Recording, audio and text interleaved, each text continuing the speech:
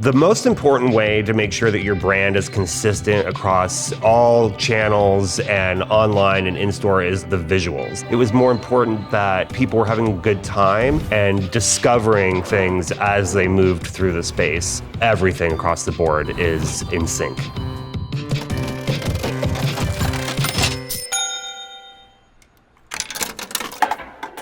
There's a lot of reasons to love pinball.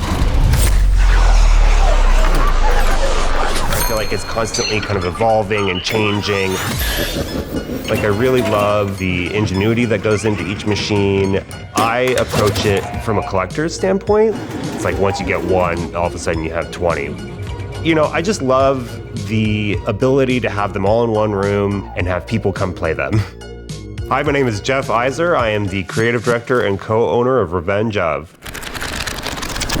Revenge Of is kind of a hybrid comic book store, pinball arcade, dry bar. It's kind of whatever you want it to be, honestly. So we started collecting pinball machines, which slowly started to take over my production design studio, one room at a time. So we found ourselves with the need to create a third space to not only house the pinball machines, but give ourselves somewhere to go, somewhere to be around other people. The entire idea of the store started with a nerd bodega. We wanted to have this sort of jam-packed convenience store vibe where you could go to get everything that your nerd heart desires. We took design cues from those New York bodegas, incorporating things like food coolers and drink displays.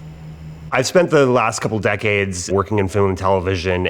Being a production designer, I've always had a love for retail aesthetics and retail architecture, and specifically vintage and retro design, from convenience stores, movie theaters, automats even. All of those things we took into account when deciding how to tell this story.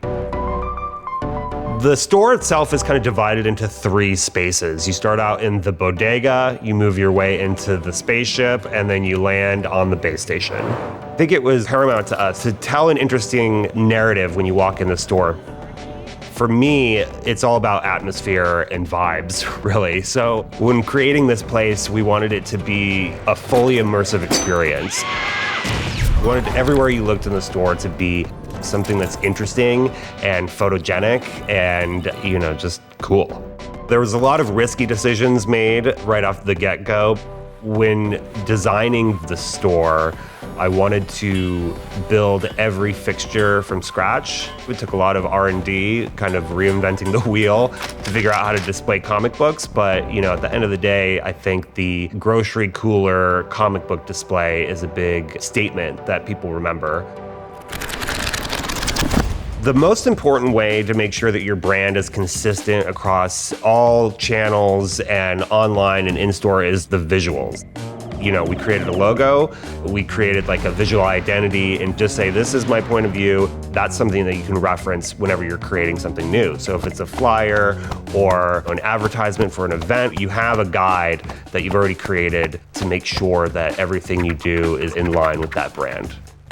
I think that a visual narrative is often overlooked when coming to retail. A lot of people kind of focus on how best to display products to get things to sell. I think for us, it was more important that people were having a good time and discovering things as they moved through the space. It's very important to express to your employees immediately what the brand is and what you're trying to convey to the customer.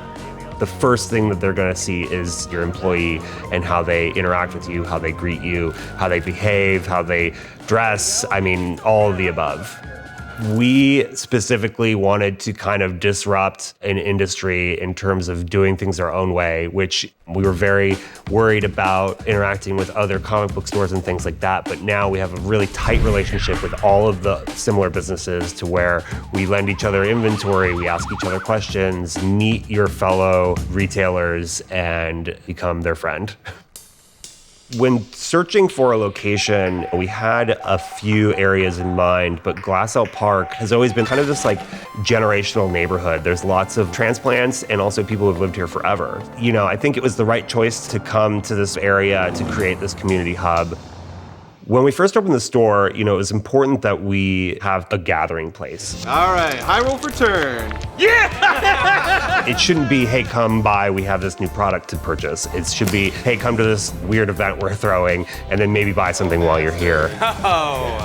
I like to think about what is something that is funny and weird and something you're gonna wanna post on your social media that will then create some FOMO with everyone else that didn't come. This tonight, 7:45 p.m., we're gonna be live talking about brand new comic books and graphic novels and all sorts of other stuff. Welcome to the show. It is Tuesday. Spider-Man 94.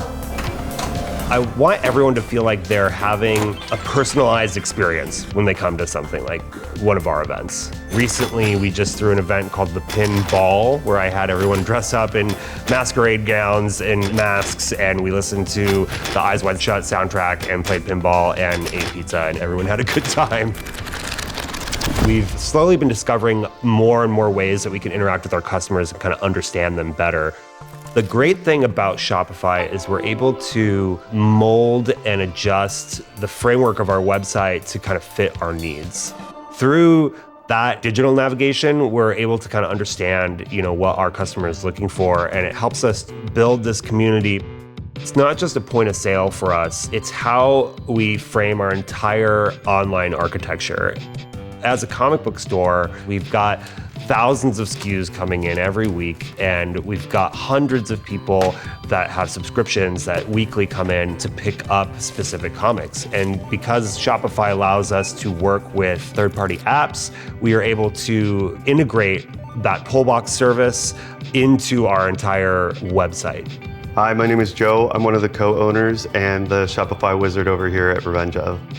One of the ways we help customers find what they want is through the use of series pages using meta objects. The way that I would do that is I've created a meta objects template, and each time I add an entry, it'll create a page so that I don't have to spend the time of creating a page for each individual series. One of the great things about this is that when I import new single issues, it's going to auto-populate on this page. So if someone loves Absolute Wonder Woman and they just want to make sure they're up to date, they have a single place to go on our website where they can find everything that's Absolute Wonder Woman. We want you to understand that you're in a Revenge of the second you walk in. Everything across the board is in sync. I think that it's important to have a level of immersion to take the customer along for the ride and spend some time in it. The more immersive you are, the more all-encompassing the brand is, the longer they're going to want to hang out and ultimately shop with you.